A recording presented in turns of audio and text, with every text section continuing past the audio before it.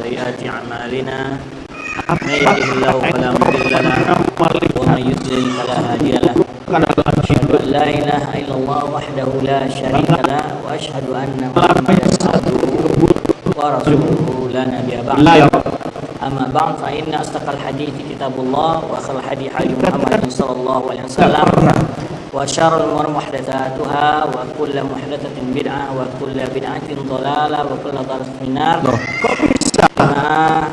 Salam maghrib puji dan syukur kepada Allah Subhanahu wa taala atas segala kemuliaan dan kesempatan yang Allah berikan pada kita untuk berhadir pada malam hari ini dalam rangka menghadiri kajian ilmiah atau tabligh akbar dengan tema jalan lurus menuju surga. Semoga Allah Subhanahu wa taala memudahkan kita untuk menempuh jalan-jalan yang menuju kepada surga Allah Subhanahu wa taala. Salawat dan salam buat Nabi kita Muhammad sallallahu alaihi wasallam. Semua kita senantiasa dibimbing Allah Subhanahu wa taala untuk istiqamah di atas sunnahnya, diberikan kemudahan dalam mempelajari, mengamalkan serta mendakwahkannya. Juga diberikan kepada kita kesabaran di dalam mengamalkan atau mendakwahkan sunnah tersebut. Bapak, ibu-ibu yang dirahmati Allah Subhanahu wa taala. Kita semua sebagai seorang muslim atau sebagai seorang mukmin yakin tentang akan adanya hari pembalasan, hari kemudian, di mana salah satu rukun iman yang 6 adalah beriman kepada hari akhirat. Kampung hari akhirat adalah kampung terakhir dan kekal adanya. Tetapi yang menjadi pertanyaan adalah, akankah kita di sana berada pada kampung yang penuh dengan kebahagiaan dan kenikmatan, ataukah kita berada di tempat yang penuh dengan siksaan dan penderitaan? Maka sepantasnya lah kita sesekali merenung, memikirkan di mana tempat kita kelak di akhirat. Apa usaha dan upaya yang telah kita lakukan untuk mendapatkannya? Karena di sana hanya ada 2, imma jannah wa imma an-nar. Imma surga atau neraka. Boleh jadi orang di dunia mengalami kesusahan berpayah-payah, mengalami berbagai cobaan dan ujian, namun di akhirat kelak dia adalah orang-orang yang penuh dengan kebahagiaan dan kenikmatan. Sebaliknya, boleh jadi seseorang di dunia ini dia diberikan kelebihan harta, kekuasaan, kedudukan, atau segala nikmat dunia, namun di akhirat kelak dia mengalami siksaan, penderitaan yang berkepanjangan. Disebutkan dalam hadis oleh Rasulullah sallallahu alaihi wasallam, yu'ta bi ashqa ahli dunya wa umisa fil jannah. Allah Subhanahu wa taala datangkan manusia yang paling susah hidupnya di dunia ini, yang paling menderita, yang penuh dengan segala kepayahan. Yu'ta bi ashqa ahli dunya. Yu'ta birjulin ashqa ahli dunya. Seseorang yang di dunia ini penuh dengan segala bentuk kesusahan, penderitaan. lalu dicelupkan ke dalam surga sebentar saja. Lalu ditanya oleh Allah Subhanahu wa taala, "Har ra'aita syarran qat?" Apakah engkau pernah mengalami kesusahan, kesulitan walau sebentar saja? Padahal di dunia dia sepanjang umurnya, hidupnya penuh dengan penderitaan. Tapi ketika dicelupkan ke dalam surga sebentar saja, lalu ditanya, apakah engkau pernah melihat satu keburukan dalam hidupmu? Mengalami satu keburukan dalam hidupmu? La ya Rabb. Dia kata enggak pernah. Loh, kok bisa? Padahal sepanjang hidup di dunia dia penuh dengan, ketika dia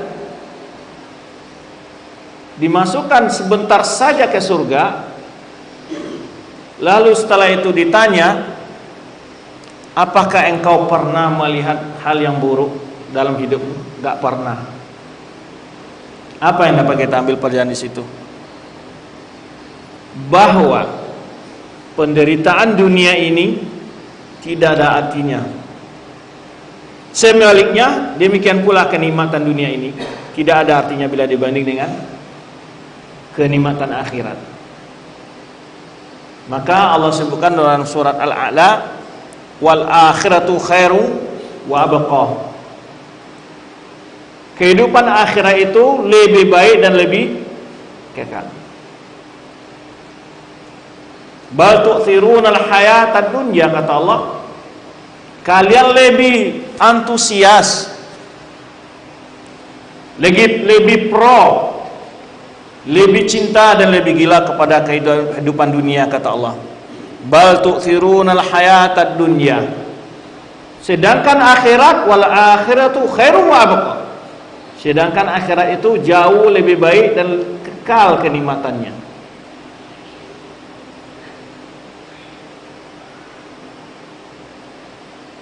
Siapa di antara kita yang tidak ingin masuk surga? Namun yang jadi masalah adalah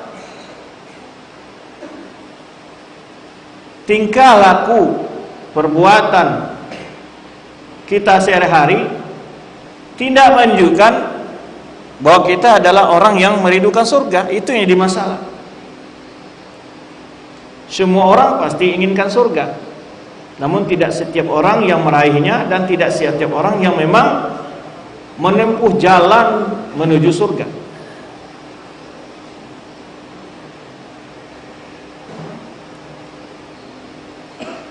Itu perbandingan antara dunia dan akhirat, wal akhiratu khairu wa abqa. Senikmat-nikmatnya dunia sekarang, apa yang mau kita nikmati?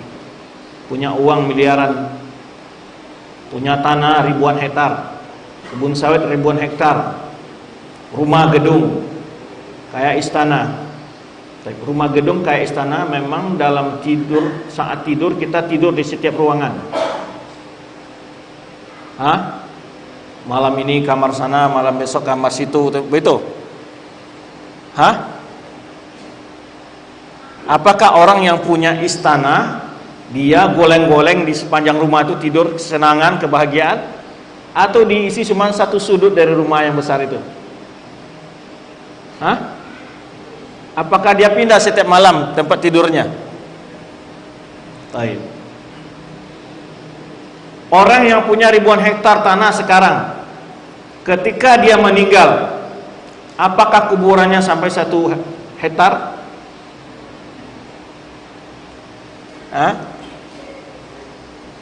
Kayak tanah, Pak, masa kuburan kecil? Tuan juragan tanah, masa kuburannya kecil? Siapa yang kuburannya ada 3 hektar gitu? Ada enggak? Kenapa ngumpulin tanah, Pak? Karena saya nanti mau kuburannya 3 hektar. Baik. Punya uang banyak, ketika bapak-bapak makan bisa nyantap 3 piring Hah? Makan enak nih. Pokoknya segala macam ikan. Kemudian hidangan daging dari rendangnya, kaleonya, dendengnya, lengkap di meja Bapak. Apakah Bapak bisa memakan itu semua saat santap makan? Atau hanya paling-paling satu sayap dari daging ini, satu sayap dari ini, atau ikan paling banyak 2 ekor? Sudah ekor sekali makan, 2 ekor sekali makan tuh udah ngeri juga itu orangnya, Pak. Seberapa kita berusaha menikmati? Hatta walau kita memiliki dunia ini, separuh dunia, seberapa bisa kita nikmati dunia ini? Seberapa?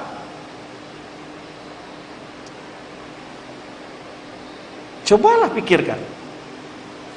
Sekarang kita udah umur sekian nih. Dari sejak tahun sekian sudah muru dunia. Nah, punya uang banyak, lalu saya mau nyantap enak-enak, bangun rumah sebagus-bagusnya. Sampai di mana batasnya?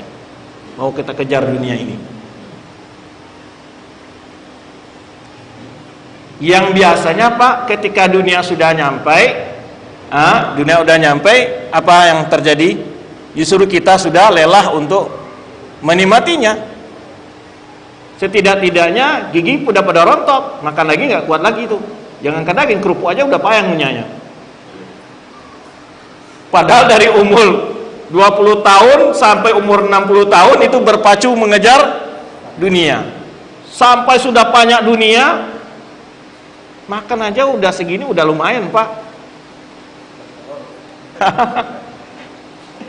Apalagi kalau diiringi dengan masalah lain. Duit banyak, minum gula nggak boleh. Kenapa? Diabetes. Duit banyak, makan daging nggak boleh. Kenapa? Tekanan darah tinggi, kolesterol. Ya tamat sudah dunia tuh, Pak. Mau apa lagi itu? Mau ngapain lagi? Hah?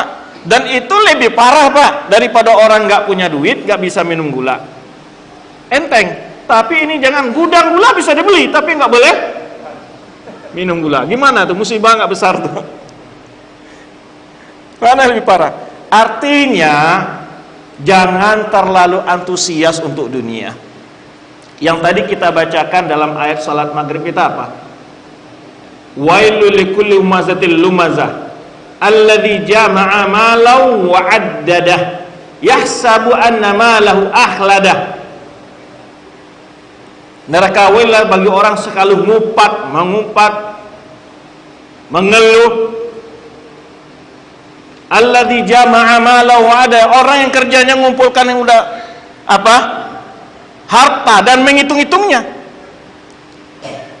Ya, setiap bulan hitung hasil sawit, setiap bulan itu bertambah kekayaannya seterusnya. Alladzi jama'a malau wa 'addadah. Yang dia kerjanya ya pegawai nggak kerja baik, ngeluh dia kurang hasil bulan ini, turun pendapatan sawit, tukang panen nggak tepat waktu manen. Wah, hidupnya pokoknya subhanallah. Ada orang yang katanya dia punya dunia, padahal dia diperbudak dunia. Bayangkan Pak, mandi aja sering terlambat, betul nggak? Cobalah pengalaman ngejar dunia. Mandi sering terlambat, makan sering. Lah, apa yang dicari? Makannya terlambat gara-gara dunia. Mandi aja terlambat gara-gara dunia. Tidur aja terlambat gara-gara dunia. Lah, sampai di mana dunia ini mau dikejar nih? Setelah itu dunia dapat, datang malaikat maut. Semua yang kita kumpulkan siapa yang nikmati?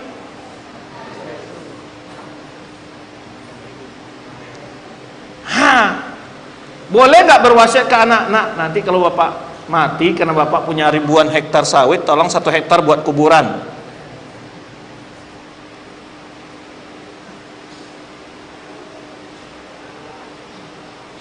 Jadi kadang-kadang Allah Subhanahu wa taala telah gambarkan bagaimana kehidupan dunia ini yang hakikatnya dan bagaimana kehidupan akhirat hakikatnya.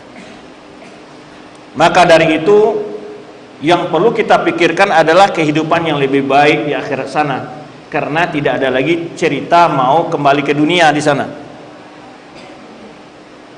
Ya, sekarang kalau berdagang gagal, bisa lagi diulang lagi. Kegagalan di dunia masih bisa diupayakan untuk diulang. Kalau kegagalan di akhirat bisa diulang. Nah, saatnya sekarang kita mempersiapkan, belajar. Mencari dunia nggak dilarang. Yang dilarang itu adalah menyebabkan terlupakannya akhirat.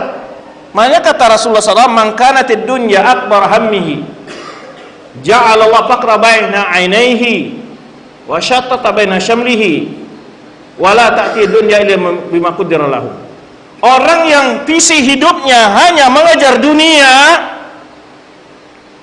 Allah jadikan rasa miskin di antara dua pelupuk matanya. Miskin terus rasanya, Pak. Datang imbauan untuk berinfak, untuk bersedekah, waduh, masih kurang uangnya. Padahal ada ratusan juta ada di rekeningnya, tapi tetap aja dia kurang rasanya. Karena ketika dia merasa kurang, ada dosa yang lebih berat lagi dilakukan, apa? Jarang bersyukur. Apakah dia akan bersyukur? Enggak, dia masih kurang. Tidak ada sifat qanaah dalam dirinya. Maka Allah jadikan apa? Rasa miskin antara dua pelupuk matanya. Maka kita lihat kadang-kadang orang berkeluarga ya, dia sudah punya tanah ini, banyak kaya raya dia. Tiba di saat membagi harta warisan, itu harta warisan sedikit cuman, tetap aja dia rebut tuh bagian adiknya, bahkan dia zolimi lagi. Subhanallah. Karena dia punya harta, dia bisa main hukum. Ya Allah, betapa tamaknya manusia.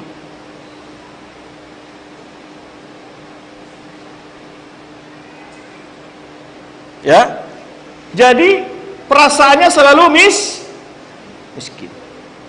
Maka dia tidak bisa menikmati hartanya. Bahkan diperbudak tadi kita lihat, banyak orang diperbudak harta, Pak. Mobil dimandikan tapi dia jarang mandi juga. Ya kan?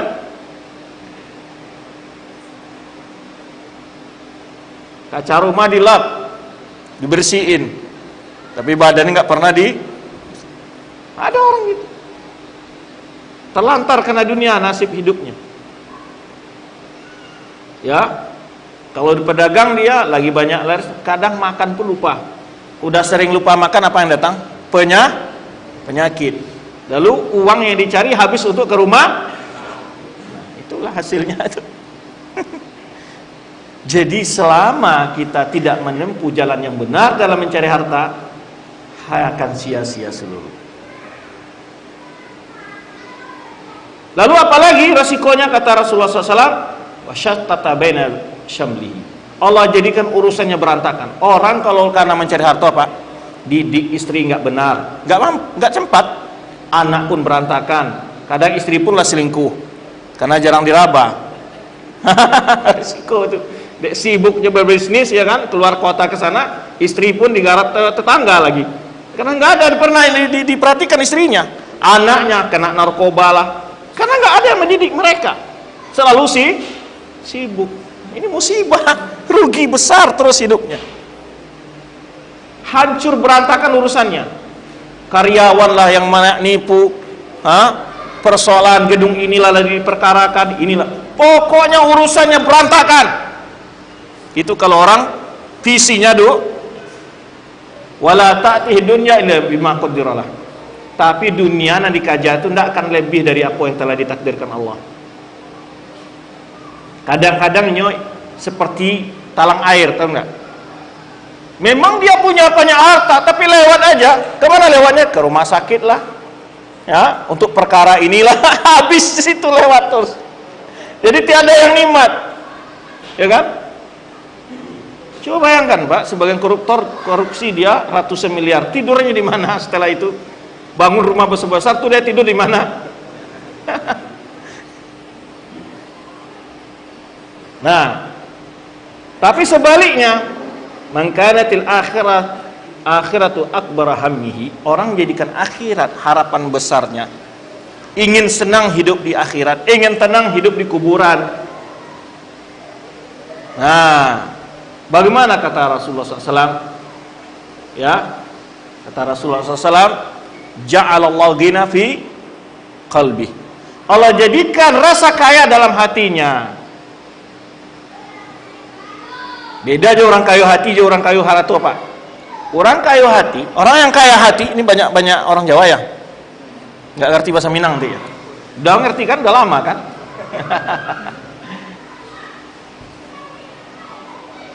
Kaya hati biasanya dia bahagia selalu, bersyukur selalu. Ada orang kaya, Pak, duitnya banyak namun mukanya tetap kerut terus karena masalah aja yang dalam otak ini dipikirin, ya kan tuh? Pokoknya ketemu orang nggak ada senyumnya dah. Kadang-kadang takut diutangi orang juga. Orang mau utang kemana dia, maka setiap orang datang ke rumahnya udah curiga nih mau minjem duit lagi nih. Tapi kalau orang yang ada rasa kaya dalam hatinya, bersyukur yang pertama dia hadir dalam hatinya. Dia bahagia, tenang dia. Cukup rasanya apa yang diberikan Allah. Qanaahnya timbul. Wajah Allah baina syamli. Allah jadikan urusannya mudah. Urusannya mudah. Wa ta'tih dunya wa ya raghibah. Dunia mengejarnya dalam keadaan terpaksa, itu bedanya. Maka oleh sebab itu kunci untuk kebahagiaan menuju surga Allah adalah, yaitu pertama adalah iman. Nah, selama ini kita selalu berpikir bagaimana uang harta kita bertambah. Tapi saya tanya, seberapa kita berpikir bagaimana supaya iman saya bertambah? Pernah nggak kita berpikir bagaimana iman supaya bertambah? Apa upaya agar iman untuk bertambah? Bagaimana agar iman ini tidak rusak? Bagaimana iman ini tidak gugur? Tapi kalau harta luar biasa, ya, rumah dipagar dengan pagar besi, ya kan, kebun dipagar, diberikan satpam. Kalau iman, lah ya ada dipagar, lah diperhatikan. Pada syarat untuk masuk surga itu jalan surga pertama sekali adalah la yadkhul jannata illa nafsun mu'minah atau muslimah, kata Rasulullah SAW. Tidak akan mungkin masuk surga kecuali orang yang beriman, jiwa beriman atau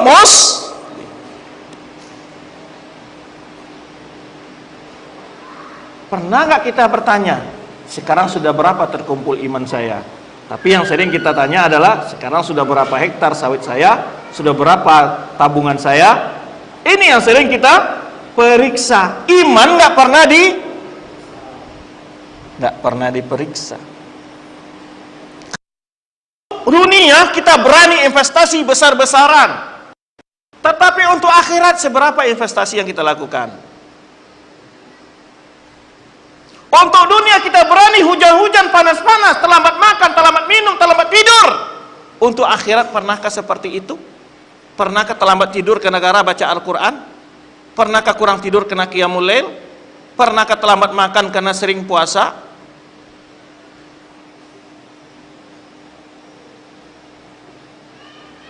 Gimana, Pak? Gimana posisi kita? Tadi kita katakan setiap orang pasti rindu surga, cuman kenyataannya tidak menunjukkan dia untuk meraih surga itu dari sisi iman dan amalnya. Nah, kita katakan untuk dunia kita berani itu.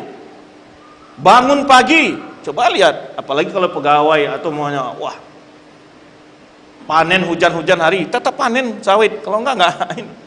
Coba lihat, cobalah kita perhatikan aja. Tapi pernah enggak ketika ada kajian di masjid, sedikit aja rintik-rintik hujan, wah, hujan. langsung apa namanya, lemas gitu ya. Alah, hujan lagi, nggak jadi ke masjid. Sungguh sangat lemah sekali semangat kita, perhatian kita untuk apa?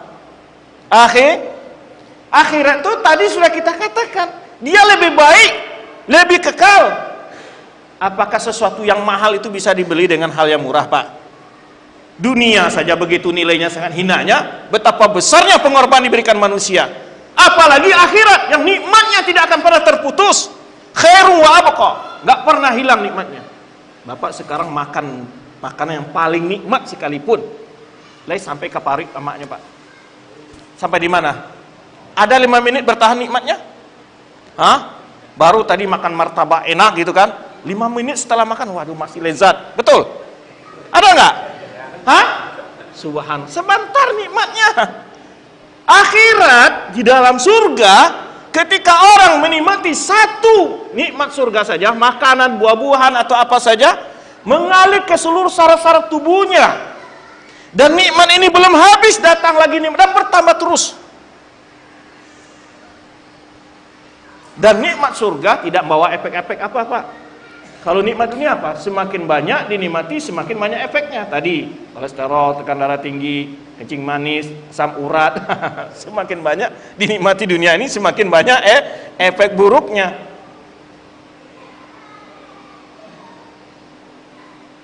Nah, yang jadi pertanyaan, apa jalan yang telah kita lakukan untuk meraih surga tadi? Kan topiknya jalan lurus menuju surga. Kita menempuh jalan lurus atau jalan bengkok? Itu yang pertanyaannya. Kita menempuh jalan ke surga atau jalan kemana yang kita tempuh? Dan kita serang mencari jalan menuju surga yang lurus nih. Nah, sudahkah pernah kita mencari jalan ke surga itu? Kalau kita sudah mencari jalan, benarkah jalan yang lurus ikuti atau jalan yang bengkok? Semua orang ingin ke Bukit Tinggi, tapi ditempuhnya jalan arah Padang. Ya akan nyampe-nyampe, Pak. Ya kan? Sampai di Simpang Kandang, harus belok ke kiri ke Bukit Tinggi lewat Meninjau. Dia enggak, belok kanan, Pariaman terus Padang. Mana menyampai? Allah bilang kan, inilah jalan-jalan ke surga. Tapi kita nggak pernah nempuh. Ini yang dipertanyakan. Seberapa jauh kita sudah berjalan? Kalau memang kita sudah berjalan di jalan atas surga, seberapa jauh kita berjalan? Maka tadi kita katakan syarat mutlak untuk menuju surga adalah Nah, apa bekal iman kita sampai di mana rasanya? Keimanan kepada Allah sampai di mana keyakinan kita? Apa bentuk keimanan kita kepada Allah? Keimanan kepada kitab suci Allah, beriman kepada malaikat, rukun iman saja kita baca dulu. Sampai di mana keyakinan kita dan bagaimana keimanan kita kepada rukun-rukun iman yang 6 itu? Bagaimana keimanan kita kepada takdir? Sudahkah dipelajari? Sudahkah diketahui?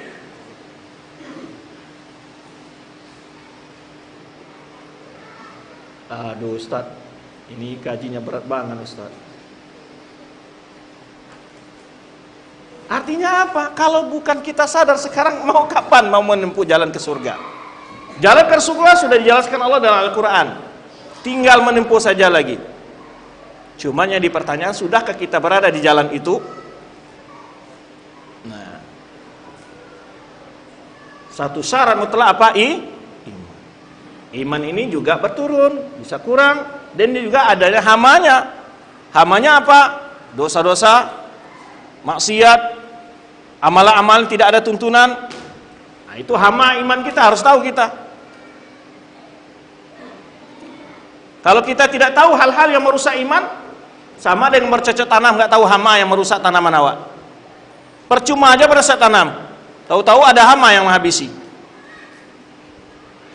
Jadi kita juga tahu, seperti bercocok tanam, iman itu perlu juga diberi pupuk, disiram dengan ilmu,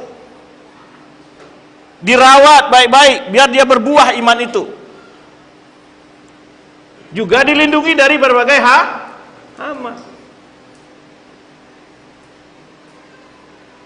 Nah, tadi kita lihat, kalau bunga yang cantik, kalau ibu ditaruh di pot, dijaga baik-baik. Ya, sempat aja anaknya mematahkan salah satu rantingnya, wah marahnya bukan main itu. Kan? Ini bukan mahal ini, gitu kan? Tapi bagaimana dengan iman kita? Pernahkah kita bertanya?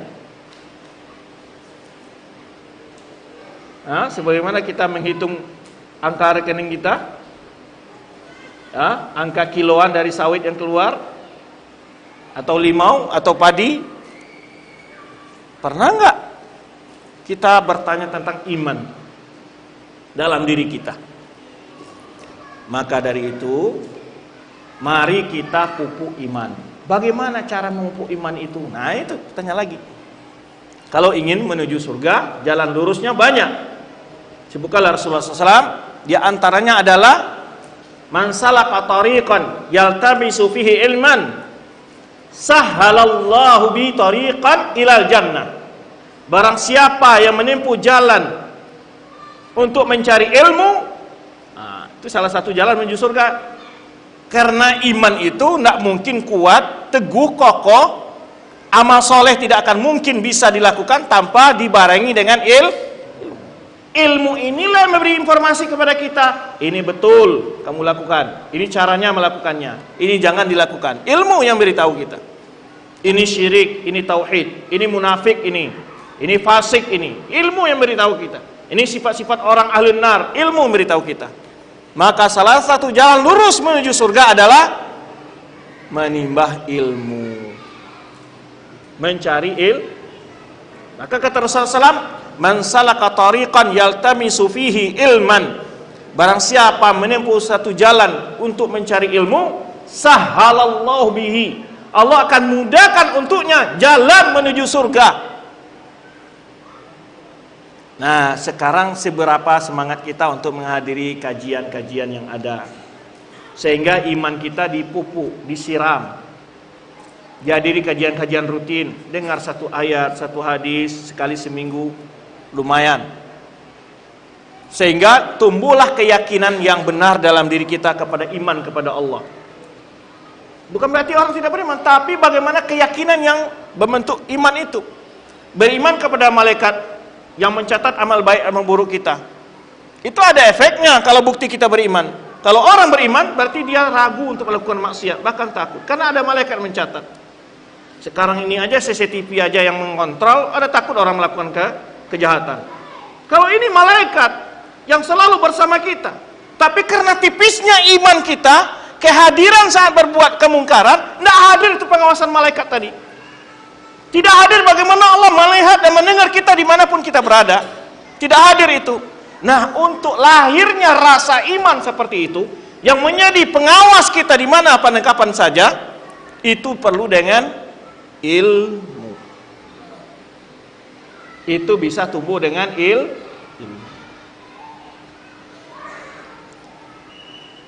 ilmu yang dipelajari, mendengar ayat-ayat Allah, menghadiri hadis Rasulullah SAW. Sedikit-sedikit kita tahu bagaimana menata iman, meninggikan iman, mengangkat derajat iman, ya, bagaimana menjaga iman, merawat iman dengan ilmu. Kalau tidak dengan ilmu, iman itu mudah terbongkar. Apalagi di masa-masa sekarang banyak sekali ajaran dan tuntunan-tuntunan yang merusak iman kita. Dengan berbagai isu dan opini dibuat oleh orang, keraguan kita kepada Al-Quran, keraguan kita tentang hari kiamat, keraguan kita tentang adanya surga dan neraka, menjadi kita tidak yakin. Karena kalau tidak punya ilmu, maka bisa-bisa kita benar-benar tidak tampak keyakinan itu kepada iman-iman, rukun iman yang ada. Jadi salah satu jalan penyebab terbesar, jalan yang lurus yang mengantarkan ke surga adalah mencari ilmu, menghadiri majelis-majelis kajian. Kalau tadi ke kebun setiap hari untuk menambah omset duniawi kita, apakah dalam sekali seminggu tidak bersedia hadir ke masjid 1,5 jam saja atau 1 jam saja, menambah omset untuk di akhirat? 7 hari dalam seminggu semua berpikir investasi duniawi, apakah tidak bersedia menghadiri kajian rutin setiap minggu hanya untuk investasi di akhirat? Bahkan investasi di akhirat jauh lebih penting untuk daripada dunia.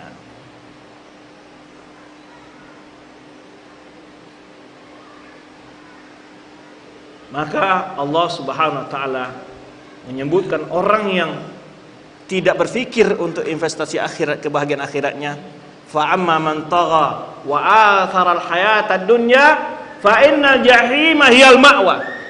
Adapun orang yang suka melampaui batas-batas aturan dijelaskan Allah, fa amma man tagha wa athara al-hayata ad-dunya, dan dia lebih mengutamakan kehidupan duniawi, maka fa inna jahima hiyal ma'wa, maka tempatnya adalah di neraka jahim. Ya.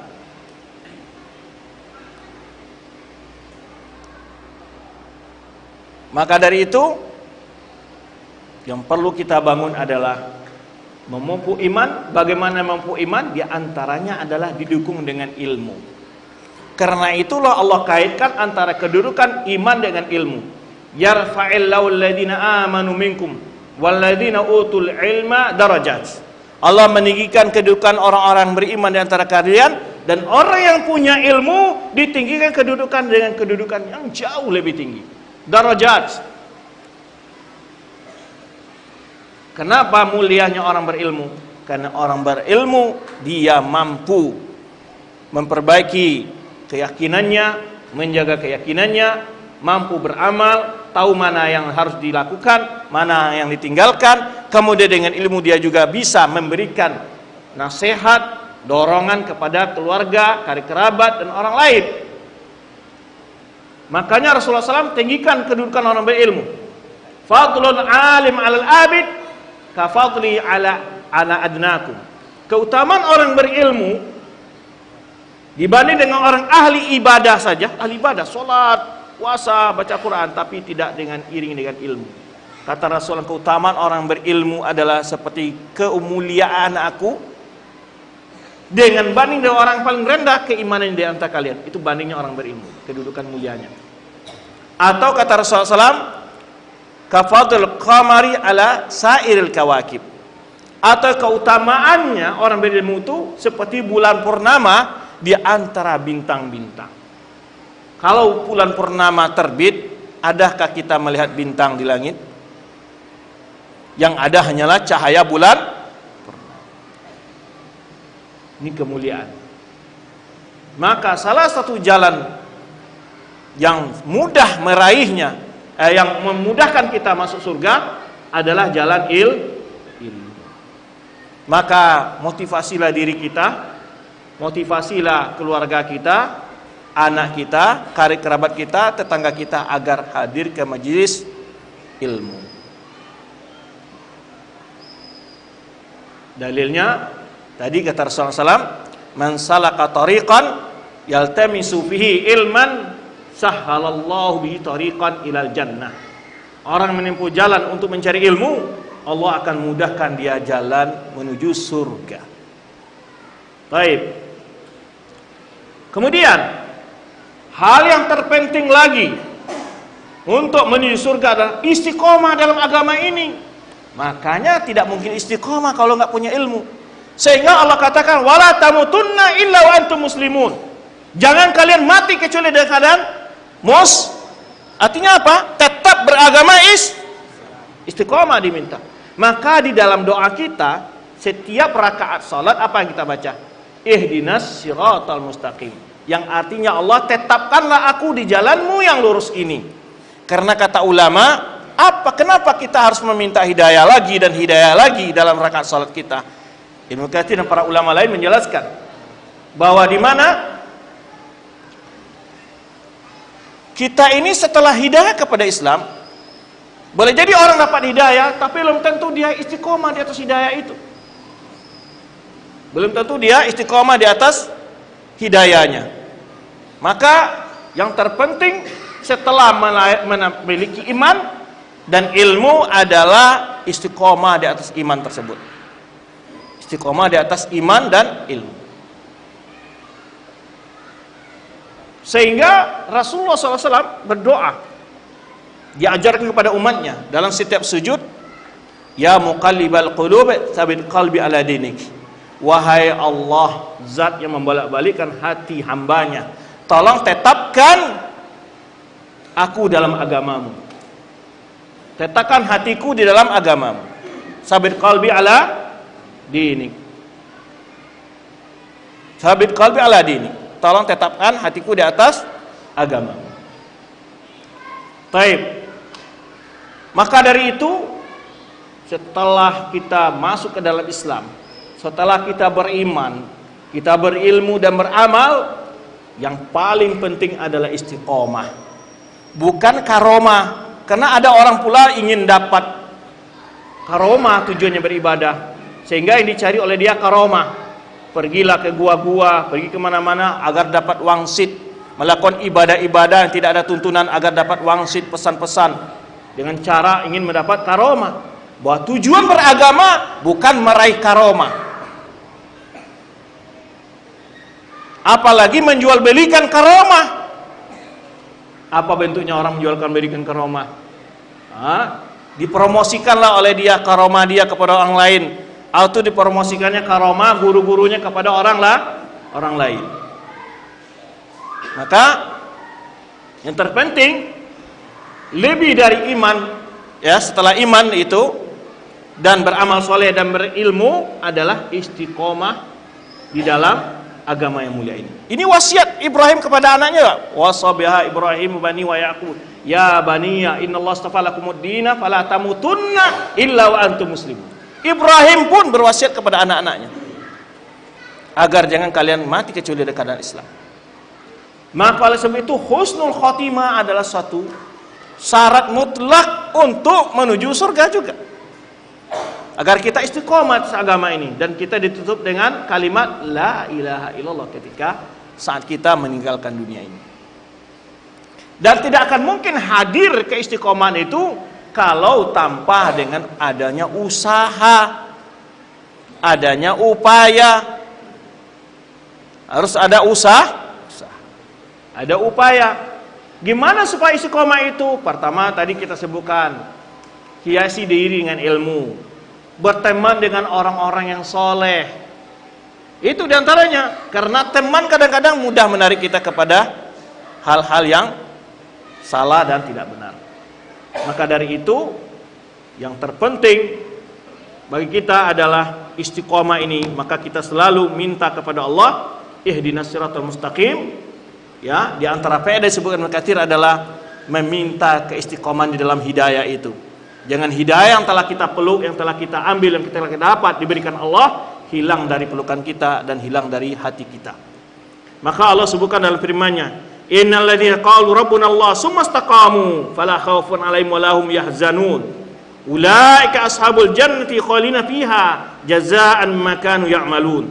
Sesungguhnya orang-orang berkata rabbuna Allah, yang dia telah mengatakan Rabbku adalah Allah, tsumma istaqamu, kemudian dia istiqomah. Dalam agama ini istiqomah itu bukan memeluk Islam tanpa beramal. Istiqomah dalam sholatnya, istiqomah dalam akhlaknya, istiqomah dalam pergaulan sehari-hari, diamalkan Islam ini oleh dia. Ya, maka orang tersebut tidak ada rasa takut, khawatir atas mereka dan tidak mereka bersedih. Mereka lah penghuni surga, kekal di dalamnya. Nah itu, siapa tadi penghuni surga, kekal di dalamnya adalah orang yang istiqomah.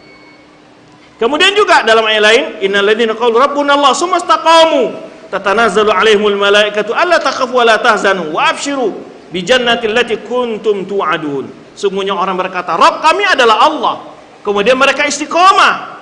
Malaikat akan mengucapkan atas mereka ketika mereka saat menghadapi sakaratul maut, janganlah kalian takut, jangan kalian bersedih. Dan bahagialah dengan surga yang Allah janjikan untuk kalian. Surga janjian bagi orang-orang yang istiqomah.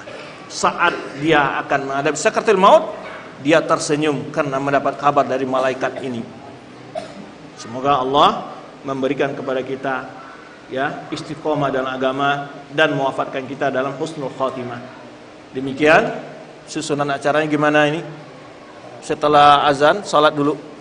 Baik, kita salat dulu, baru setelah salat dilanjutkan dengan pertanyaan. Baik. Barakallahu fikum, wallahu a'lam bishawab. Wassalamualaikum warahmatullahi wabarakatuh.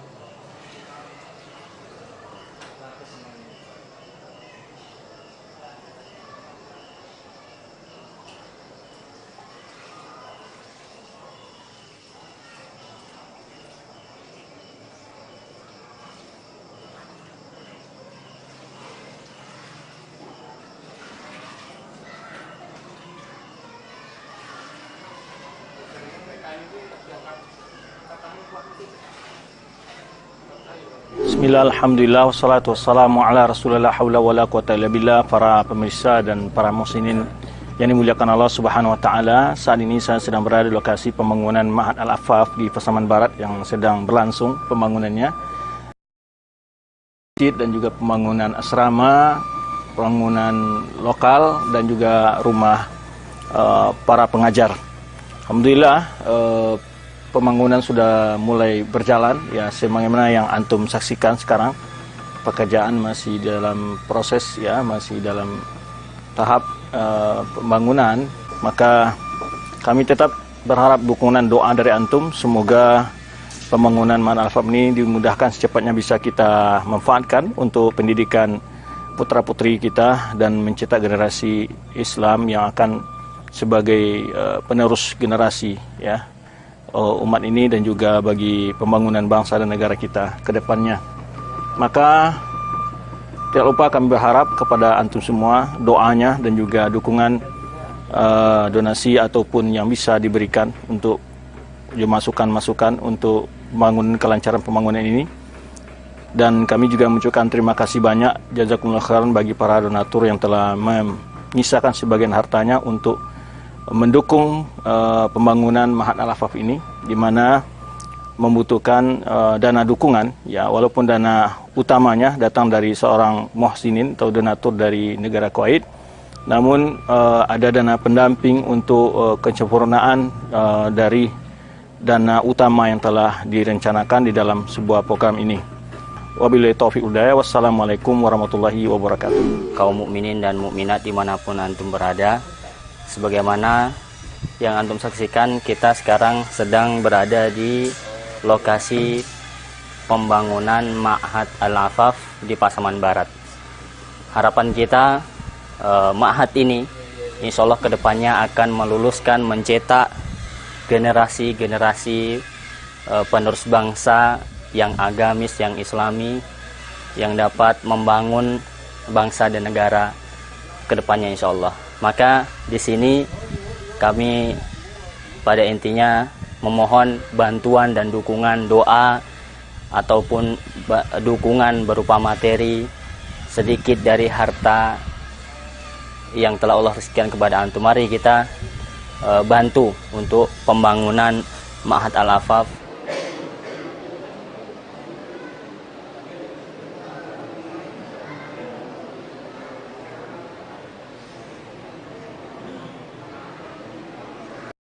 La haula wala quwata illa billah.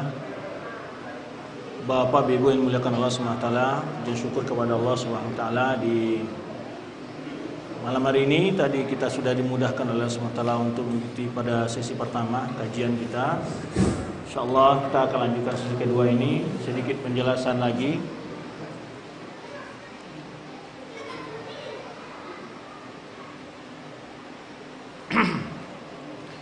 Semoga apa yang telah kita jelaskan pada sesi pertama tadi dapat kita ambil faedahnya.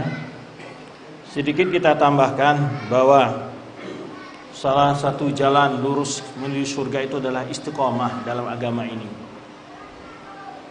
Tadi sudah kita jelaskan dalil-dalilnya. Juga istiqomah di dalam menuntut ilmu, istiqomah dalam amal. Bahkan dalam sebuah hadis disebutkan oleh Rasulullah SAW, ahabbul a'mali ilallahi adwamuha wa in qalla. Amalan yang amat dicintai oleh Allah Subhanahu wa taala adalah amalan yang selalu senantiasa dilakukan oleh seorang hamba, sekalipun amal itu sedikit. Arti ini istiqomah dia dalam mengamalkan sesuatu yang dia lakukan. Maka tadi kita sebutkan di antara istiqomah di dalam menuntut ilmu, istiqomah dalam beribadah dan beramal soleh, ya, dalam akhlak dan di dalam tuntunan-tuntunan lainnya. Hendaknya kita berupaya mempertahankan keimanan kita, keislaman kita, dan juga amal-amal soleh yang kita lakukan senantiasa kita lakukan secara istiqomah, rutinitas. tanpa henti. Maka Allah sebutkan dalam ayat yang lain tentang anjuran istiqomah juga adalah wa'bud rabbaka hatta ya'tiyakal yaqin. Beribadahlah kepada Rabbmu sampai datang kepadamu kematian. Yakin di situ maksudnya kematian. Ijma' ahli tafsir menjelaskan bahwa hatta ya'tiyakal yaqin maksudnya adalah kematian, bukan seperti yang dipahami oleh orang-orang madhab tasawuf.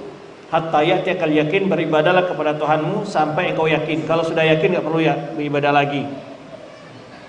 Sehingga dia mengatakan bahwa orang yang sampai pada tingkat yakin itu adalah yang mengetahui tentang ilmu hakikat. Jadi dia menginginkan syariat, tariqat, ma'rifat, hakikat. Dan hakikat pun ilmu yakin menurut mereka. Tidak demikian maksud ayat tersebut.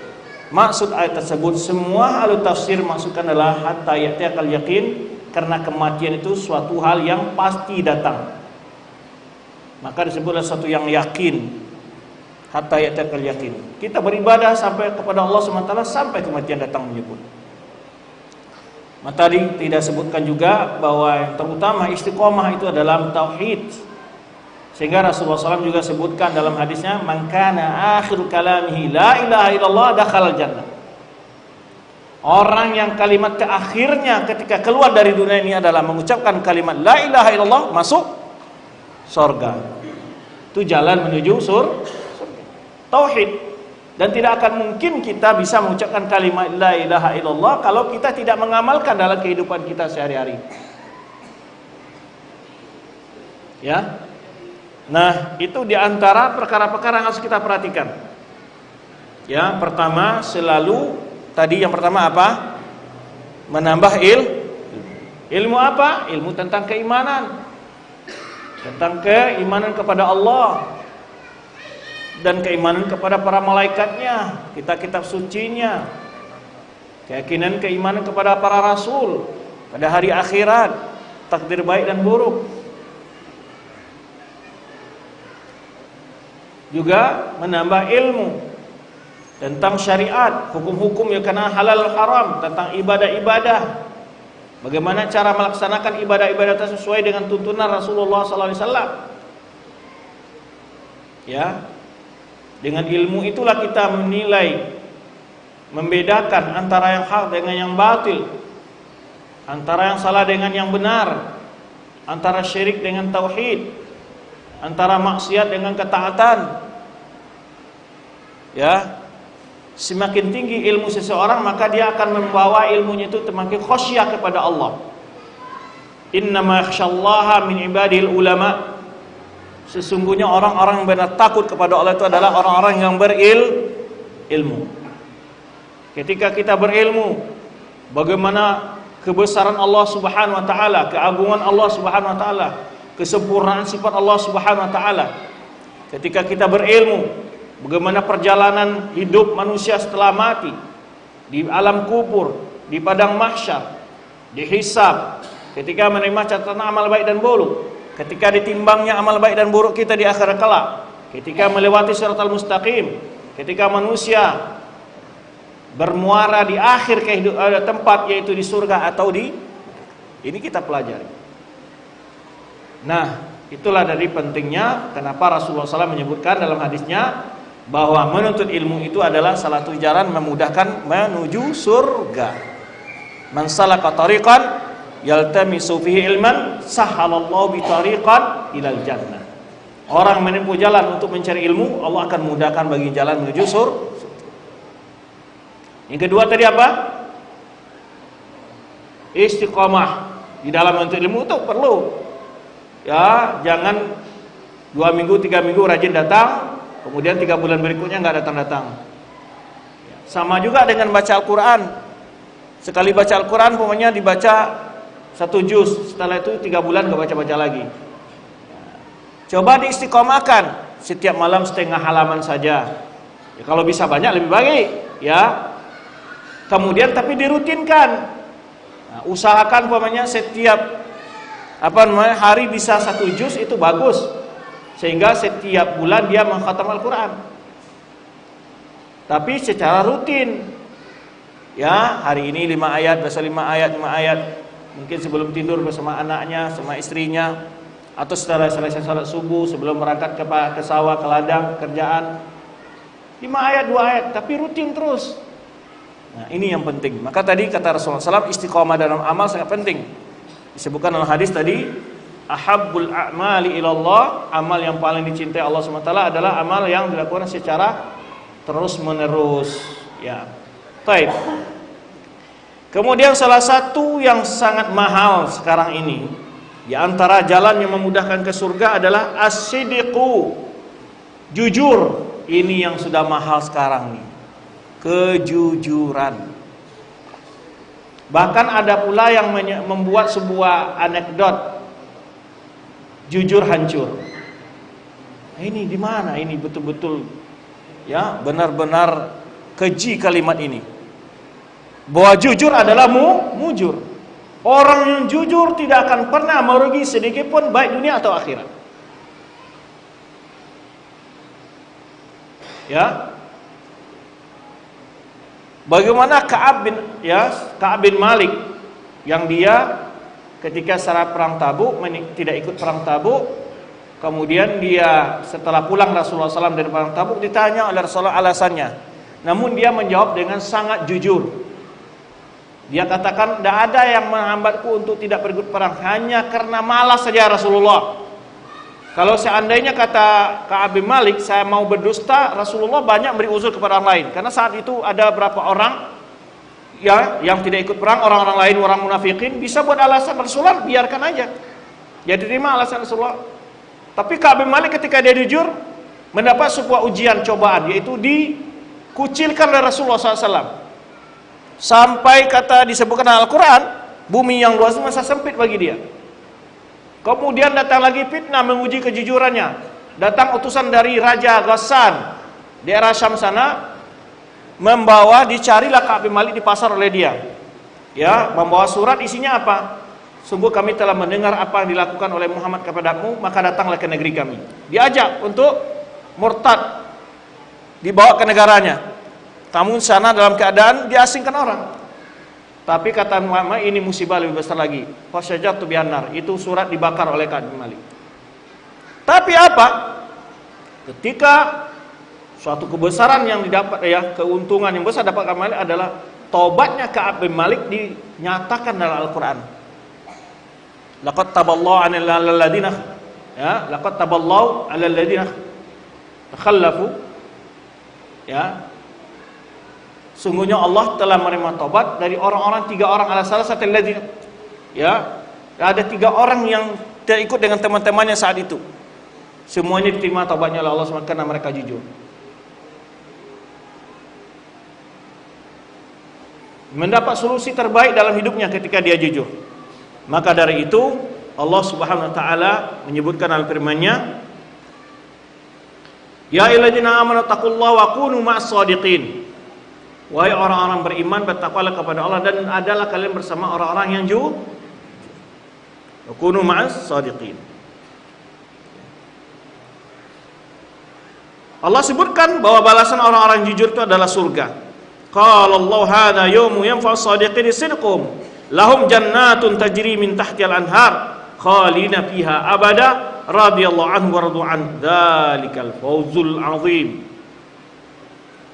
Berkata Allah SWT, hari ini bermanfaat kepada orang-orang yang jujur kejujuran mereka.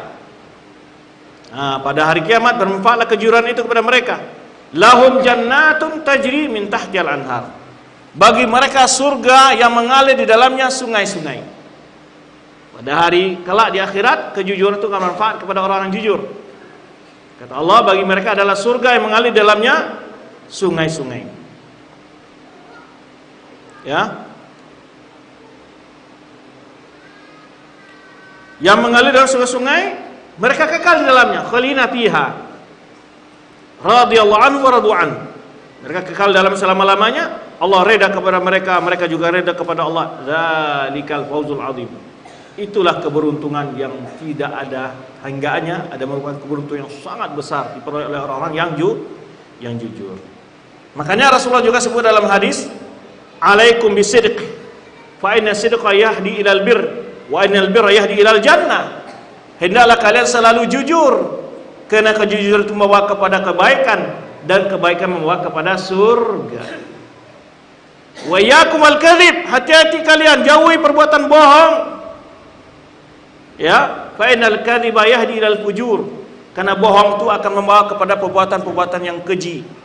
Wa innal fujura yahdi ilan nar, perbuatan keji akan membawa orang ke dalam neraka. Dalam sambungan tadi, alaikum bisidqi fa inna sidqa yahdi ilal birri wa innal birra yahdi ilal jannah. La yazalu rajulun yataharra sidqa hatta yuktaba indallahi siddiqa. Seseorang selalu jujur, berbuat jujur selalu sehingga dinilai, ditulis sisi Allah dia sebagai orang paling jujur. Nah, salah satu musibah besar adalah kejujuran yang tidak ada dalam diri orang munafik. Ketika mereka dalam imannya dusta, di lidahnya dia beriman, di hatinya tidak. Maka sebab itulah mereka orang munafik itu orang-orang yang pembohong. Wal munafiqun humul kadzibun. Ya, idza ja'akal munafiquna qalu nashhadu innaka rasulullah wallahu ya'lamu innaka la rasul wallahu yashhadu innal munafiqina lakadzibun. Orang munafik dusta dalam imannya. Nah, ini paling parah ini kalau dusta dalam iman. Dia secara zahir beriman, tapi secara batin dia tidak beriman. Namun salah satu sifat munafik yang harus dihindari disebutkan adalah idza haddatsa kadzaba. Salah satu sifat munafik yang juga terdapat pada sebagian orang beriman adalah bila berbicara dia bohong. Ini salah satu sifat munafik. Maka dari itu, salah satu jalan yang memudahkan kita ke surga adalah selalu jujur dalam keyakinan, dalam ucapan, dalam perbuatan.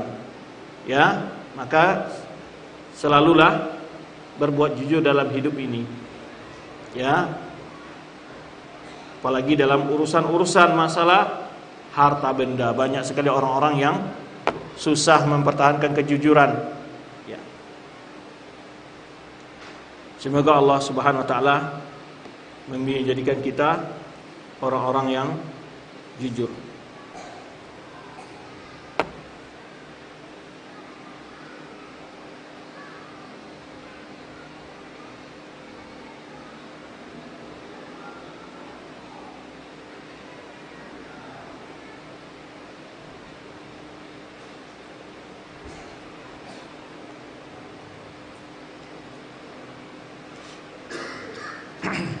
Maka salah keberuntungan yang besar bagi orang yang jujur itu adalah Allah sebutkan tentang kisah Ka'ab bin Malik dan dua orang sahabatnya. Sebenarnya Allah sebutkan dalam surah At-Taubah ayat 118 tentang penerimaan tobatnya. Laqad taballahu, ya. Kata Allah Subhanahu wa taala, laqad taballahu ala nabi wal muhajirin wal ansar wal ansar alladziina tabauhu fi sa'atil usrah. Allah telah menerima taubat kepada nabi atas nabinya dan orang muhajirin dan ansar yang telah mengikuti pada waktu kondisi yang sangat berat, sulit. Min ba'di ma kana yazighu qulubu fariqin minhum. Ya, setelah hampirnya sebagian hati-hati mereka yazighu, yaitu sesat. Minhum summa taba alaihim, kemudian Allah menerima taubat mereka. Innahu bihim raufur rahim. Sungguhnya Allah dengan mereka itu adalah Maha Pengasih, Santun lagi Maha Penyayang. Wa ala salasatil ladzina khulifu. Nah, ini tadi. Wa ala salasatil ladzina khulifu, dan terhadap orang-orang, 3 orang yang tidak ikut dalam perang, hatta idza daqat alaihimul ardu bima rahubat. Sehingga mereka ketika dikucilkan Rasulullah merasa bumi ini sempit sekali. Bahkan diri mereka wadakan alaihim anfusuhum. Itu saat itu kondisi Ka'ab bin Ahbar, enggak ada sahabat yang menegurnya, mengucapkan salam enggak ada yang menjawabnya. Ya, hampir 1 bulan lamanya. Namun ujung dari sebuah hasil kejujuran pasti manis. Sebenarnya dialami oleh 3 orang, oleh Ka'ab bin Ahbar dan 2 orang sahabatnya. Ka'ab bin Malik, bukan Ka'ab bin Malik. Ya, maka dari itu memang kadang-kadang jujur itu menerima risiko, tapi yakinlah bahwa Allah akan selalu bersama orang jujur. Innallaha ma'as shadiqin. Orang akan bersama, Allah akan selalu membela orang-orang yang jujur. Ya, akan selalu menolong orang-orang yang jujur. Maka oleh sebab itu, salah satu jalan yang perlu kita tempuh dan perlu kita ikuti adalah kejujuran di dalam keimanan, di dalam ucapan, perbuatan sehari-hari, agar kita dimudahkan menjadi orang-orang yang melakukan kebaikan. Alaikum bisidq fa inna sidqa yahdi ilal birr wa innal birra yahdi ilal jannah. Maka kalau orang suka berbohong, biasanya kebohongan itu meminta kebohongan kedua dan ketiga, sehingga akan selalu dililit oleh kebohongan. Ketika kebohongan itu sudah menumpuk, akhirnya kebongkar semuanya. Nah, itulah rangkaian ya kebohongan. Biasanya bagaimanapun orang bisa menyimpan, suatu saat dia juga akan terbongkar. Itu yang dapat kita bahas dalam kesempatan yang mulia ini. Semoga apa yang telah kita bahas dapat kita ambil faedahnya. Masih banyak sebenarnya jalan-jalan ya ringkas atau jalan-jalan mudah menuju surga, masih banyak, tapi waktu membatasi kita. Semoga apa yang telah kita bahas ya dapat kita ambil faedahnya. Artinya kita harus selalu menambah ilmu, kita selalu istiqomah dalam agama ini, kita selalu berupaya untuk jujur di dalam keseharian kita. Ilmu, amal, dan juga akhlak kita sehari-hari. Demikian, wallahu a'lam bishawab. Silakan jika ada pertanyaan. Tadi ada berapa lembar pertanyaan yang jatuh. Bisa di Ustaz, apa betul puasa Arafah menghapus dosa 1 tahun sebelumnya dan dosa 1 tahun yang akan datang? Maksud dosanya di mana Ustaz? Para ulama menyebutkan bahwa dosa-dosa yang diampuni oleh amal-amal soleh, keutamanya adalah berkenaan dengan dosa-dosa yang kecil. Adapun dosa besar disebutkan para ulama butuh kepada taubat. Tetapi sebagian ulama juga menjelaskan tergantung dari kekuatan ikhlas seseorang tersebut, bisa saja amalnya itu menghapuskan dosa besarnya. Nah, dalam hadis disebutkan Rasulullah SAW, ya, shaumu yaumi Arafah ahtasibu Allah ayyukaffira sanatil madiyah wa sanatal qadimah. Aku berharap Allah mengampuni dosa 1 tahun yang lalu, 1 tahun yang akan datang. Tetapi para ulama menyebutkan tentang keutamaan ampunan, bahwa yang utama dapat dalam diampuni oleh dosa-dosa yang dosa yang diampuni oleh melalui amal saleh tersebut adalah seperti juga al-jum'atu ilal jum'ah, Ramadan ila Ramadan, as-salatul khamsah wal jum'ah ilal jum'ah, Ramadan ila Ramadan, wal umrah ila umrah, mukaffiratun lima bainahun idza istunibal kaba'ir. Salat 5 waktu, Jumat ke Jumat berikutnya, Ramadan ke Ramadan berikutnya, atau umrah ke umrah yang lainnya, akan mengampunkan dosa-dosa yang antara keduanya apabila dia jauhi dosa-dosa besar. Itu penjelasan sebagian ulama. Namun sebagian ulama lagi ada yang berpendapat tergantung dari kekuatan keikhlasan seseorang. Satu contoh disebutkan para ulama adalah ketika adanya kisah wanita pelacur di Bani Israel yang memberi minum anjing. Hanya memberi minum anjing yang kehausan, tetapi Allah ampuni dosanya. Ya, para ulama menjelaskan ini amal tidak begitu besar gitu, tapi kok bisa mengampuni dosanya yang besar? Disebutkan adalah karena kekuatan nilai keikhlasan tadi. Kan anjing itu bukan anjing dia, dan juga tidak pula dia tidak mengambil manfaat dari anjing. Cuma ada rasa keikhlasan dia, takut dan kasihan melihat anjing ini, maka dia kasih minum dari sepatunya, diambil dari sebuah sumur. Itu sebagian ulama menjelaskan. Jadi bisa saja amal-amal yang bernilai mendapat mengampunkan dosa bisa sampai kepada dosa besar untuk sebagian orang yang memang keikhlasannya tinggi. Wallahu a'lam bishawab.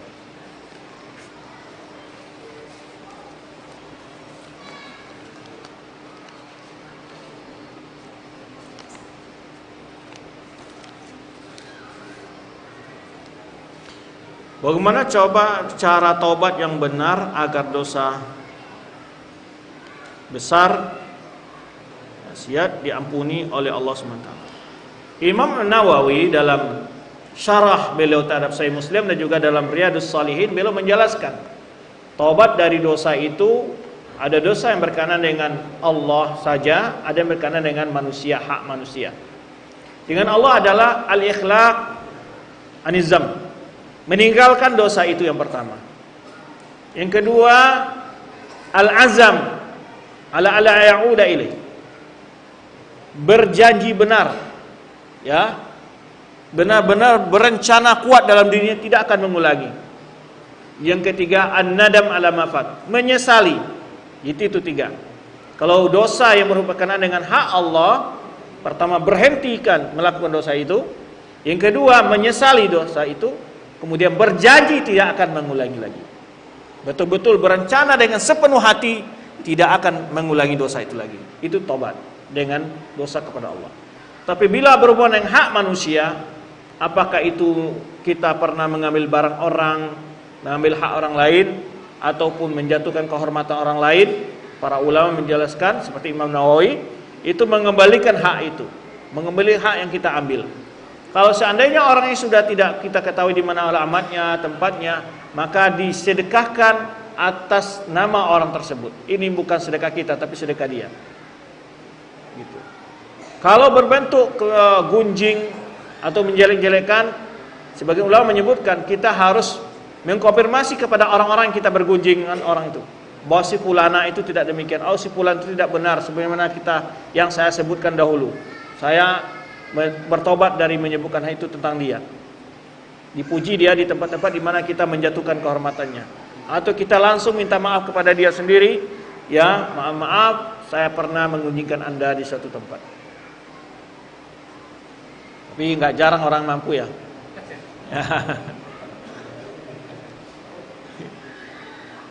Dan sebenarnya itu lebih mulia daripada membawa dosa itu ke akhirat. Karena disebutkan oleh Rasulullah SAW, ada orang yang datang pada hari kiamat membawa amal seperti gunung, tetapi waqad daraba hadza wa akala ma hadza.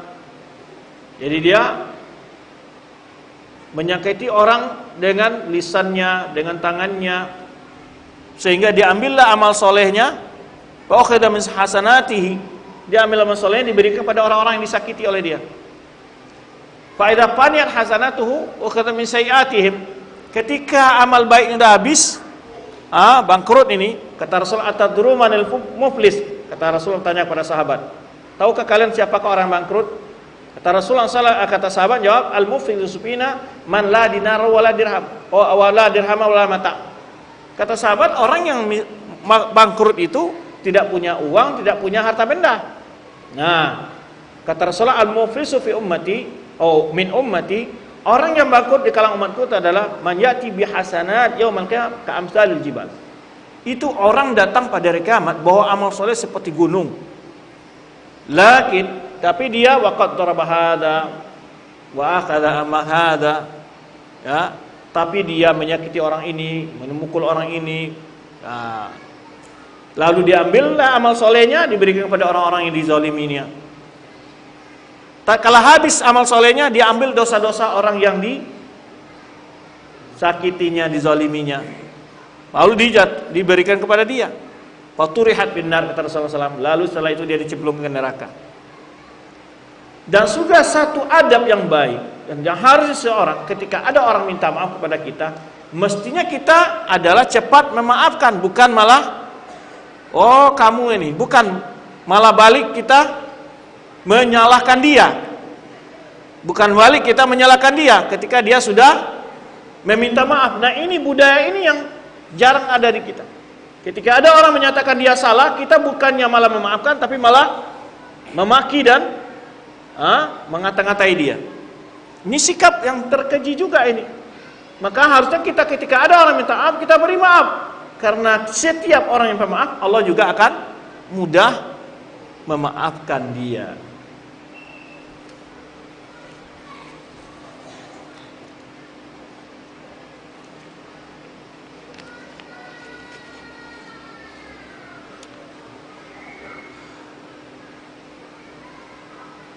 Menurut sunnah bagaimana bacaan makmum dalam salat berjamaah, baik dalam salat zuhur, asar maupun maghrib dan isya? Taib, dalam hal ini ada beberapa pendapat para ulama ahli fikih yang berbeda-beda jika salat berjamaah. Yang dimaksud di sini mungkin ditanyakan masalah membaca Al-Fatihahnya. Imam Syafi'i berpendapat bahwa makmum baik dalam salat sirriyah atau jahriyah, baik yang tidak dikeraskan Al-Fatihahnya ataupun dikeraskan Al-Fatihah bacaan imamnya, maka makmum tetap membaca apa? Membaca Al-Fatihah. Dan lagi pendapat yang lain menyebutkan, wallahu a'lam, apakah ini pendapat kalau nggak salah pembahas dari Hanabilah ya, yaitu apabila imam membaca Al-Fatihahnya dikeraskan, maka dia tidak perlu membaca Al-Fatihah. Tapi bila imam tidak mengeraskan membaca Al-Fatihah, maka dianjurkan dia membaca Al-Fatihah. Berartinya apa? Berarti kalau di salat maghrib, di rakaat terakhir dia membaca. Kalau di salat isya, berarti 2 rakaat terakhir dia membaca. 2 rakaat pertama tidak, karena imam. Ini salah pendapat yang kedua. Pendapat yang ketiga ada qiraatul imam qiraatul man khalfah. Bacaan imam, bacaan orang di belakangnya. Ada pendapat ini, kalau nggak salah ini pendapat dari kalangan mazhab Hanafiyah, ya, yaitu kalau sholat berjamaah makmum tidak usah membaca Al-Fatihah karena cukup bacaan imam. Pendapat mana yang lebih kuat? Ya, wallahu alam, berdasarkan kekurangan ilmu kita tentu melihat dalil-dalil masing-masing ulama tersebut, bukan kita lebih pintar dari mereka. Yang lebih kuat adalah pendapat Imam Syafi'i, yaitu tetap membaca surah Al-Fatihah walaupun imam menggariskan bacaannya. Itu yang yang ana ketahui ya, dalil-dalil yang ana pilih. Jadi ya, mungkin ada juga pendapat ustaz yang lain, kalau imam sudah mengaratkan nggak usah dibaca karena sudah mengikuti bacaan imam ketika dia membaca. Wallahu alam. Tetapi untuk lebih, karena Rasulullah mengatakan, ya, tidaklah sah salat seseorang yang tidak membaca umil kitab atau tidak membaca Al-Fatihah. Kemudian hadis yang menyebutkan ketika ada Rasulullah menegur seorang sahabat yang membaca di belakangnya, itu tidak menjelaskan apa yang dibaca Al-Fatihah atau ayat yang lain. Cuma para ulama menyebutkan yang dilarang itu mengeraskan bacaan. Yang dilarang itu mengeraskan bacaan sehingga mengganggu bacaan imam, bukan dilarang membaca. Jadi hadis itu maksudnya dilarang mengeraskan sehingga membuat imam ragu dalam baca ayat.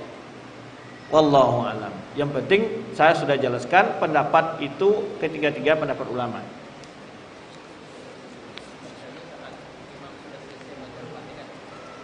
Baca selesai imam selesai membaca Al-Fatihah.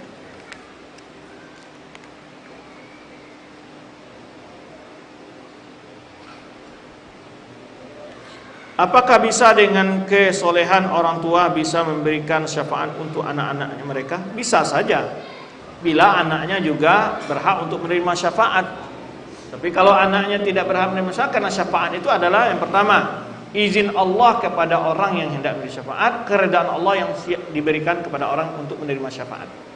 Rasulullah SAW punya syafaat, namun Rasulullah SAW tidak dapat memberikan syafaat kepada paman beliau Abu Talib, karena dia tidak diberi izin dan tidak diridai karena dia tidak beriman.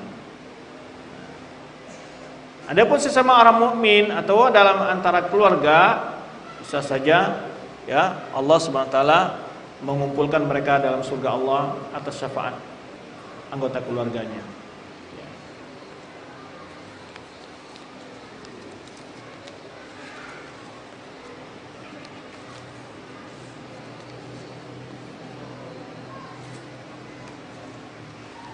Sebenarnya firman Allah Subhanahu wa taala, "Waladina amanu wattaba'atuhum dzurriyyatuhum biimanin alhaqna bihim dzurriyyatahum." Orang-orang beriman lalu diikuti oleh keturunan-keturunannya, kami akan gabungkan mereka, kami akan kumpulkan mereka dengan keluarga mereka. Waladina amanu wattaba'atuhum dzurriyyatuhum biimanin alhaqna bihim dzurriyyatahum. Allah akan gabungkan mereka, orang beriman kemudian diikuti oleh keturunan juga beriman, Allah akan gabung mereka dalam surga Allah SWT, dikumpulkan Allah SWT.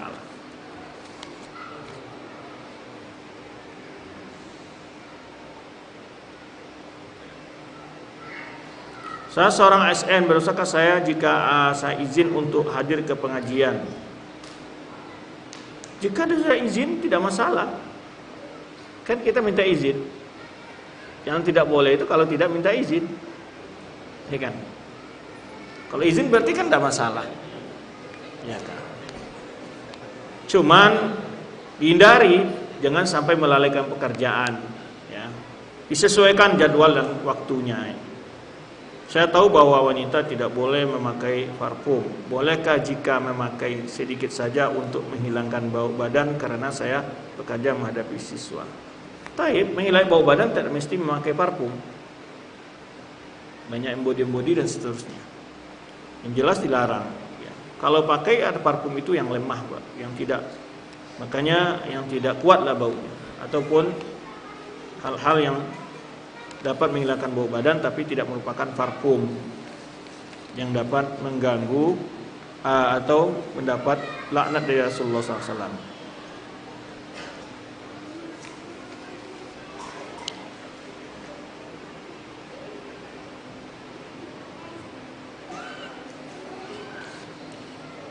Benar jalan menuju surga sangat berat. Nyatanya sholat wajib berjamaah sangat sedikit, padahal amalan yang wajib sedikit. Ya, 25 menit siang dan malam, mohon solusinya. Ya, artinya harus membenahi diri. Jika sholat itu berat, ya beratnya karena kita tidak mengetahui bagaimana kedudukannya dan pahala yang diberikan Allah kepada orang yang sholat. Makanya ketika orang tahu suatu faedah besar, walaupun dia dihadang oleh bahaya yang besar juga, dia tidak pedulikan bahaya, tapi dia yang tahu ada tujuan keberuntungan yang diperolehnya. Kalau orang tahu keberuntungan bagaimana diperoleh orang sholat, dia tidak akan ada merasa berat untuk melaksanakan sholat. Contoh, kenapa orang menggali emas di dalam lubang tanah, walaupun ada ancaman itu akan runtuh, terkepung, mati di dalam itu, ataupun orang yang menyelam ke lautan untuk mencari mutiara, walaupun itu tantangan nyawanya, kenapa dia tidak peduli dengan tantangan? Kenapa? Karena dia tahu ingin mendapatkan sesuatu yang bernilai, berharga. Kalau seandainya kita menyadari bagaimana nilai salat, keagungan salat, ya, kebaikan, keberkahan didai oleh orang salat, niscaya semua waktu ini ingin dilakukan untuk salat saja. Maka kekurangan ilmu yang membuat orang tadi berat melaksanakan perintah Allah. Akhir-akhir ini yang di dalam rumah ana sering hilang. Hilangnya enggak semua yang diambil, bahkan emas ikut juga hilang. Malam masih ada dilihat, pagi enggak ada lagi. Waktu anak keluar ke masjid untuk salat berjamaah, pulang dari masjid nyampe di rumah, dilihat enggak ada dalam dompet, hilang 1 lembar. Mohon penjelasannya Ustadz, apa yang dilakukan padahal bantu anak yatim.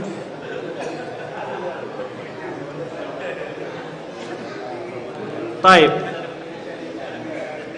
Yang pertama, disimpan di tempat yang memang tidak akan bisa dicuri.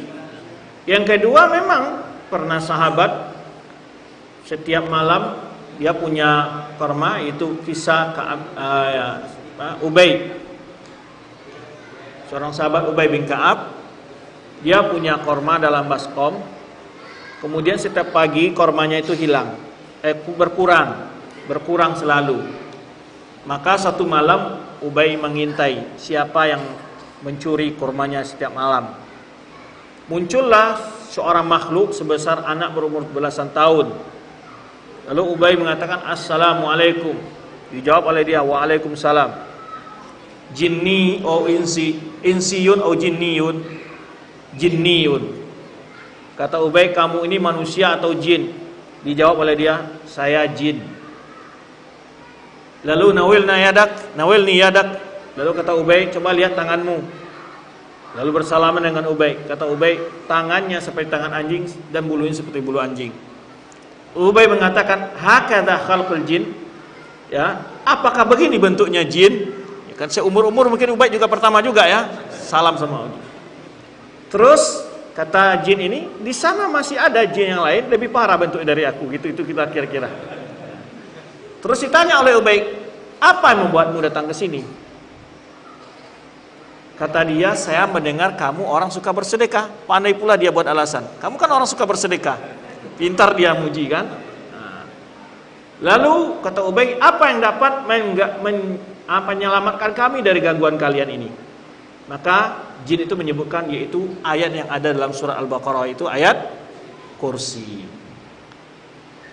Maka setelah pagi hari, Ubay pergi ke Rasulullah SAW, memberitahu apa yang kejadian tadi malam. Kata Rasulullah SAW, benar bahwa ayat kursi itu dibaca dapat melindungi kita, harta kita dan kita dari gangguan jin. Biasa kan baca ayat kursi, bukan digantung. Ini kadang-kadang kan digantung di kamar, gantung di toko, ya, atau taruh di dompet. Kalau itu nggak ngaruh, karena disebutkan dalam hadis itu man qara'ah, siapa yang membaca, bukan ditulis disimpan jadi ajimat, tidak. Dibaca setiap selesai sholat, dibaca ketika pagi, sore, ketika mau tidur dibaca. Ya, itu diantara solusinya jika yang mengambil itu adalah jin, maka baca ayat kursi untuk menjaga harta kita tidak dicuri oleh jin. Kalau jinnya, kalau yang berupa yang bisa duduk di kursi yang bahkan juga kursi pun dicuri oleh dia, maka itu perlu dilihat ya. Kalau perlu diadakan uji coba sekali, diintip siapa yang melakukan. Ustaz, ana mau bertanya, kenapa doa yang selalu ana mohonkan untuk diberikan hidayah untuk orang tua kita dan mendapatkan jodoh yang soleh belum juga dikabulkan? Sedangkan banyak doa yang Allah langsung kabulkan dengan cepat dari doa ana. Adakah penyebab dari tidak terkabulnya doa kita, Ustaz? Taib. Doa semua hamba pasti dikabulkan Allah, sebagaimana kata Rasulullah SAW. Tidak ada doa yang tidak dikabulkan Allah. Cuman Allah SWT mengabulkan doa dalam 3 bentuk. Kadang-kadang memang diberi sesuai dengan permintaan kita. Kadang-kadang doa itu dijadikan pahala yang disimpan untuk akhirat kita. Atau yang ketiga, dihindarkan kita dari bahaya, ya, dari lawan doa kita tadi. Jadi kalau berdoa jangan bosan, doa terus. Allah pasti terima dan Allah akan simpan pahala doa kita untuk kita. Kalau masih belum ternyata wujudnya di dunia, Allah pasti menerima dan mengabulkan doa hamba. Tidak ada doa yang tidak dikabulkan Allah Subhanahu wa taala. Ya, maka kita yakin berhusnuzon kepada Allah Subhanahu wa taala. Baik, di samping berdoa seperti yang ditanyakan di sini, ya juga ada usaha. Ya kan? Harus ada usaha. Bukan doa saja tapi tanpa usaha, ya juga akan sia-sia bila itu adalah satu sebab. Ya, maka doa harus diiringi dengan usaha. Maka Rasulullah SAW juga menyontohkan pada kita bagaimana seseorang mukmin itu berusaha dan bertawakal. Ihris ala yanfa'u. Ya, al-mu'minul qawi ahabbu ila Allah minal mu'minid dha'if. Orang mukmin yang kuat lebih dicintai Allah dari mukmin yang lemah. Lalu kata Rasulullah SAW, ihris ala yanfa'uk. Apa yang maksud mukmin yang kuat? Yang kuat dalam melakukan upaya dan usaha, tidak malas. Lalu Rasulullah menyebut ihris, bersungguh-sungguhlah ala ma yanfa'uk, untuk mendapatkan hal yang bermanfaat bagimu. Wala ta'jaz wasta'in billah. Setelah itu mohon pertolongan kepada Allah. Wala ta'jaz, jangan malas. Jadi ada usaha dan juga doa. Wallahu a'lam bishawab. Alhamdulillah semua pertanyaan sudah selesai kita jawab. Mohon maaf jika ada kekurangan dan kekeliruan dalam penyampaian materi ini.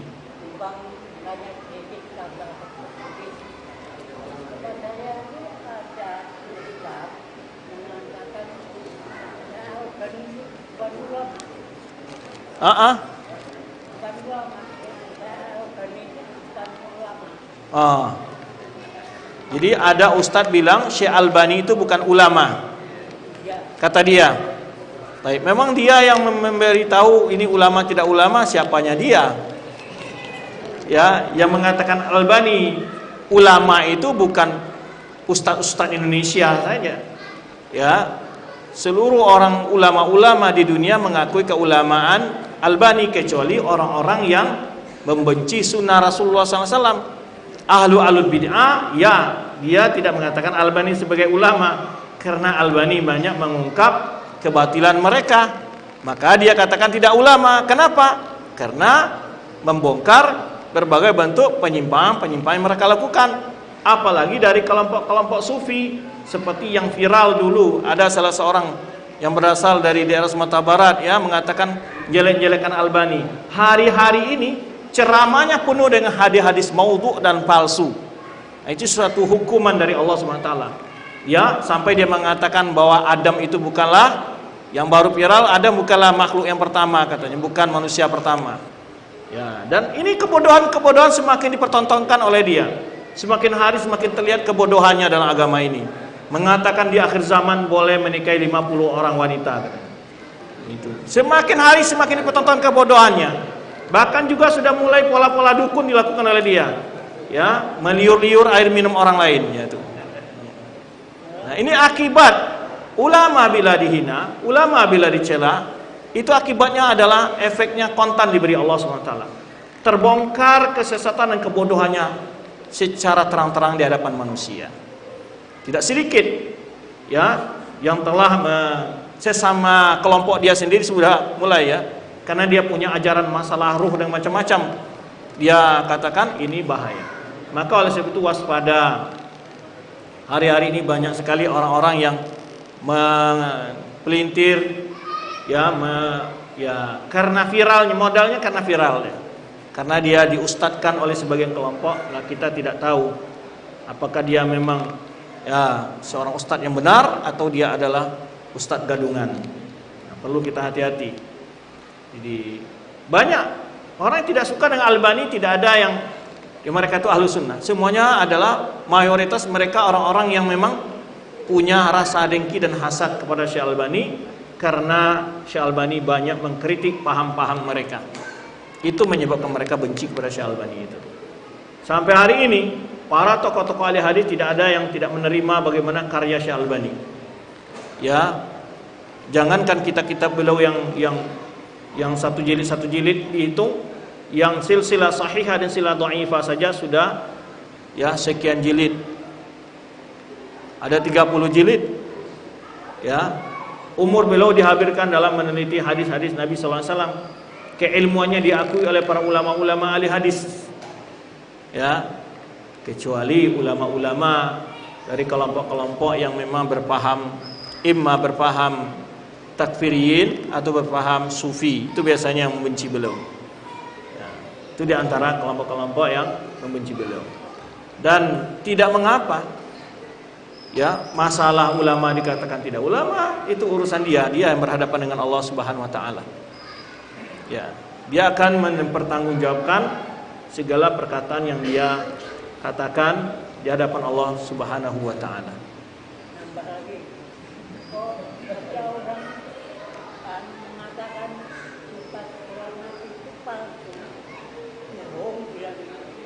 Sifat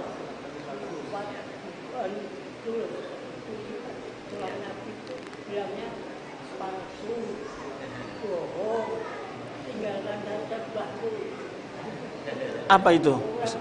Tulisan yang Syekh Albani itu ada sifat Nabi sallallahu. Oh iya. Emang isinya apa gitu tanya. Mana yang bohongnya? Ya, orang-orang begitu nggak perlu didengarin, nggak perlu digubris. Orang bodoh kalau kita lawan pusing kita. Ya.